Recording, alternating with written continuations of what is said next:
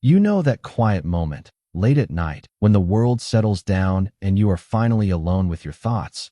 But instead of soaking into silence, you find yourself reaching for something to fill it. A podcast murmuring in the background while you cook, the television playing softly as you drift off to sleep, the gentle hum of a radio, or even an open window when you are alone in the house. There is an odd, almost magnetic pull toward any kind of background noise. It is not about the content. It is about the comfort, the sense that something is present, quietly holding the edges of the room together. If that sounds achingly familiar, you are not alone, even though you might sometimes wonder if you are. Most people never notice this, but there is a certain kind of person who can turn almost anything into a soundscape, a way to transform empty space into something less sharp, less intrusive. Maybe you have been teased for it, or asked, usually with genuine confusion, why you cannot just enjoy a little peace and quiet. Sometimes it stings. This implication that preferring a little ambient noise is some sort of weakness, a symptom of impatience, or even a failure to be present. But if you look a little deeper,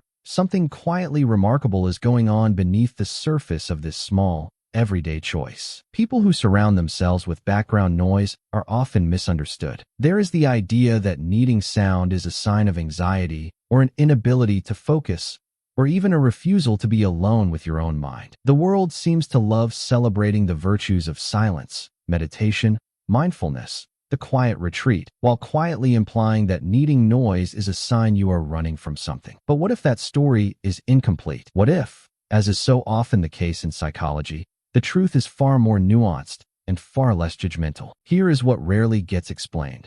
The simple, deeply human need for background noise is less about escaping thoughts and more about how your mind has learned to feel at home. There is more going on here than most people realize. At the core, it is about the nervous system, your early experiences, and the way your brain has adapted to the world around you, sometimes elegantly, sometimes imperfectly, but always with the quiet genius of survival. Researchers have spent decades studying the effects of sound on the human brain. The science is quietly fascinating. Our auditory system never turns off, even when we are asleep. The steady drone of a fan, the mutter of a distant radio, the rise and fall of voices from another room, they all activate the brain in distinct ways. White noise and soft background sounds can mask jarring, unpredictable noises that would otherwise jolt us into alertness. Studies from neuroscience show that people exposed to background sounds often demonstrate lower physiological markers of stress, especially when those sounds are familiar and predictable. The brain interprets gentle, consistent noise as safe, lessening the need to scan the environment for threats. But here is where it gets deeply personal. For many people, this preference for background noise is not just a habit.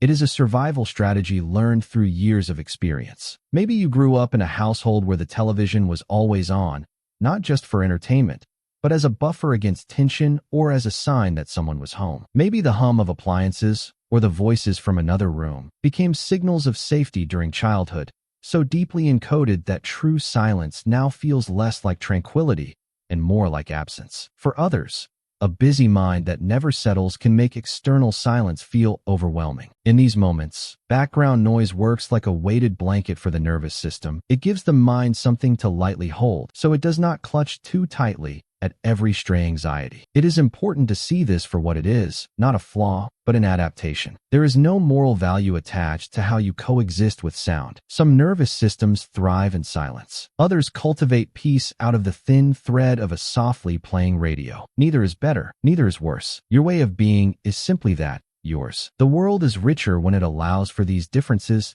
to just exist. And yet, there is a paradox here. Sometimes, the very thing that soothes us can also make it harder to notice what our mind truly needs. For some, too much background noise becomes its own kind of armor, a gentle, well-intentioned shield against feelings of emptiness or restlessness. That is not something to judge. It is not even a problem to fix, but it is worth noticing. The sounds we choose often tell us something about what we need. Sometimes it is comfort, sometimes stimulation, sometimes just company. Occasionally, the absence of noise can be uncomfortable enough that it signals a different kind of longing, a quiet ache to feel safe in stillness. 2. What matters most is this. The need for background noise is not a sign that you are broken, or less present, or somehow missing out on the right way to be. It is a reflection of your lived experience, the the shape your nervous system took in response to what life has asked of you. There is something quietly courageous about knowing what soothes you and allowing yourself to have it, even if it looks a little different from what the world expects. If you have ever felt secretly odd for letting the soft soundtrack of life fill your space, know that you are in good company. There is no club for people who need a little noise. It just happens to be filled with some of the most observant, sensitive, and creatively attuned people around. You have learned how to weave comfort into your daily life in a way that fits you, and that matters. It is not better or worse. It just is. And maybe,